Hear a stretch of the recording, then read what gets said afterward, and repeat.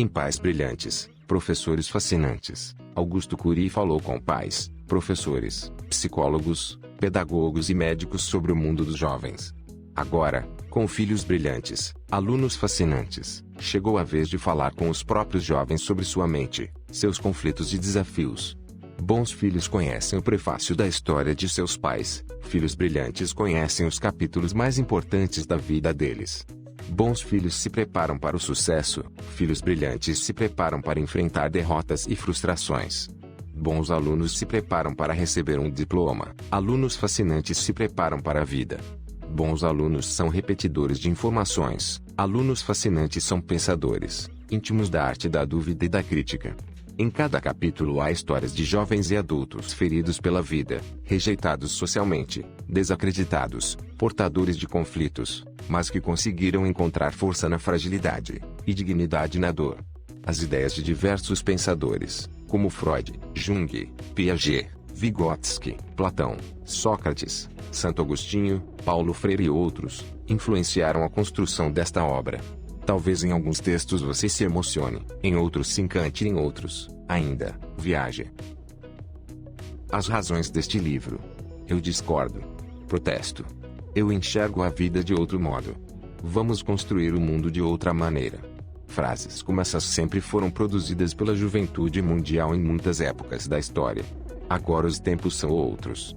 A juventude se calou, se fechou, perdeu sua garra, seus sonhos, a capacidade de discutir, sua fé na vida, sua esperança num mundo melhor. Os jovens sempre foram contestadores, sempre discordaram dos erros dos adultos, sempre lutaram positivamente pelo que pensam. Hoje é raro. Muitos deles amam o sistema social criado pelos adultos, sistema que os transforma em consumidores, que sufoca sua identidade e seus projetos. E a geração que quer tudo rápido, pronto, sem elaborar, sem batalhas para conquistar. É a geração que não sabe unir disciplina com sonhos, que procura usar processos mágicos para lidar com suas frustrações, que tem dificuldades em pensar antes de reagir. Muitos jovens não têm proteção emocional. Alguns são derrotados por uma área do corpo que rejeitam, outros porque as roupas não caem bem e ainda outros pelas rejeições, ciúmes, medo da perda, timidez, provas escolares, decepções, crise na relação com sua namorada ou namorado. No livro Pais Brilhantes, Professores Fascinantes, publicado em vários países, falei com os pais, professores, psicólogos, pedagogos, médicos, sobre o mundo dos jovens. Fiquei feliz que centenas ou talvez milhares de escolas o tenham adotado. Agora, através do livro Filhos Brilhantes, Alunos Fascinantes, chegou a vez de falar não apenas com os adultos, mas principalmente com os pré-adolescentes, adolescentes e jovens universitários sobre a mente deles, seus conflitos e desafios. É diferente do livro anterior. Este livro, devido ao prazer dos jovens pelas aventuras, foi escrito como uma ficção. As ideias de diversos pensadores, como Freud, Jung, Piaget, Vygotsky, Platão, Sócrates, Agostinho, Paulo Freire e outros, influenciaram a construção deste livro. Talvez em alguns textos você chore, em outros se encante e ainda em outros, viaje. Na realidade, eu escrevi para jovens de 9 a 90 anos. Você vai se surpreender ao perceber que os filhos brilhantes e os alunos fascinantes não são aqueles que são sempre bem comportados, que não falham, não choram ou não tropeçam.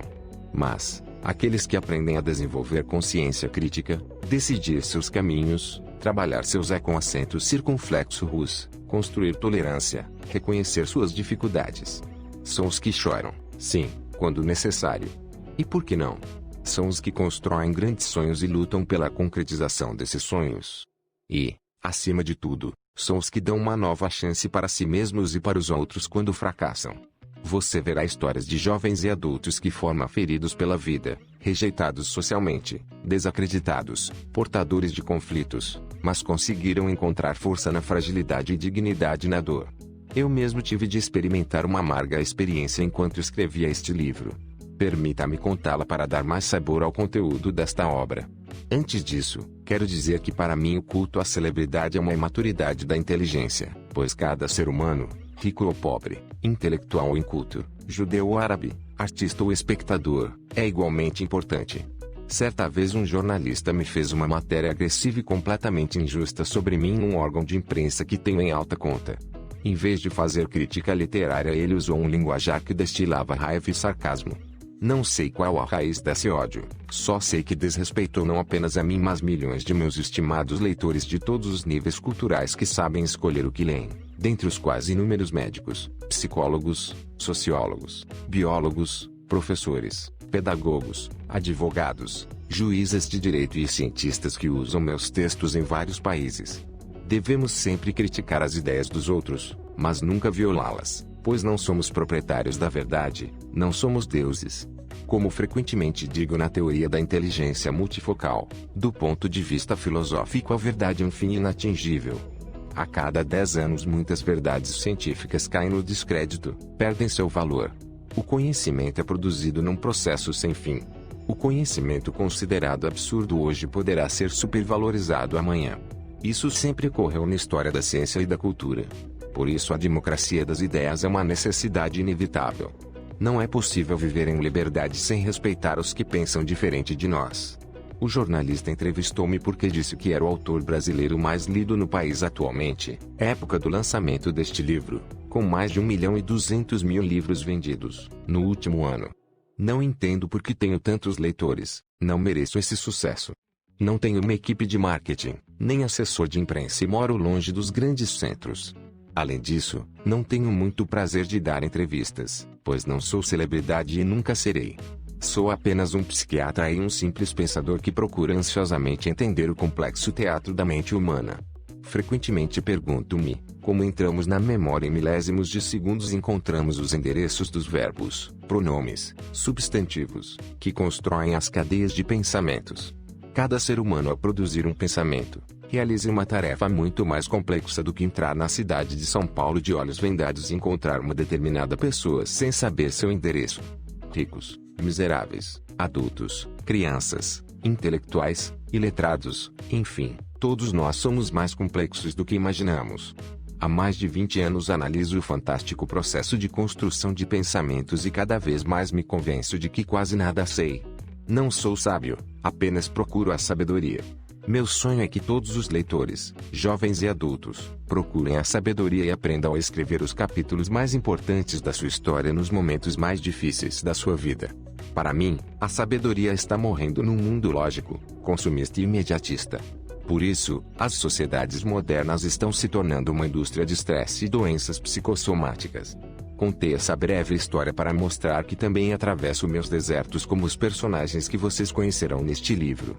Quero mostrar, em especial aos jovens, que há períodos em que tudo dá certo na vida, recebemos apoios e aplausos. Há outros períodos em que fracassamos, somos rechaçados, frustrados e criticados justa ou injustamente. Algumas pessoas jamais nos elogiarão, por mais que façamos um excelente trabalho, embora devessem pelo menos nos respeitar. Mas se não formos respeitados, o que vão fazer? Devolver a agressividade? Jamais. Veremos que os frágeis usam a violência, os fortes as ideias. Devemos respeitar essas pessoas e pensar como o filósofo Nietzsche pensou: aquilo que não me mata, me torna mais forte. Para mim as ideias são sementes. O maior favor que se faz a uma semente é enterrá-la. Cada ser humano, mesmo os alunos que tiram notas baixas na escola, tem um potencial intelectual enorme para ser explorado. Para explorar esse potencial, devemos em primeiro lugar aprender a debater o conhecimento e expressar sem medo o que pensamos e sentimos. Em segundo lugar, devemos ter em mente que a grandeza de um ser humano está na sua humildade, na compreensão das suas limitações e na capacidade de se fazer pequeno. Em terceiro lugar, precisamos explorar novos caminhos com coragem. Como sabiamente disse Alexandre Graham Bell, o inventor do telefone, se andarmos apenas por caminhos já traçados, chegaremos apenas onde os outros chegaram. Em quarto lugar, devemos conhecer que a arte de pensar em filosofia começa quando começamos a duvidar e criticar.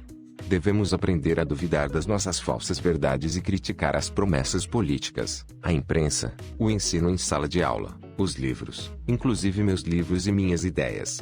Analisem livremente tudo o que lhes disserem e absorvam o que considerarem útil. Assim, não serão servos, mas líderes de si mesmos, verdadeiros pensadores que transformarão o mundo, pelo menos o seu mundo. É no fogo da dúvida e da crítica que o ser humano adquire sua estrutura. Este livro começa com um professor de Beslan, uma escola da Rússia que foi massacrada por um ataque terrorista. Sofrimentos indecifráveis ocorreram em seu interior.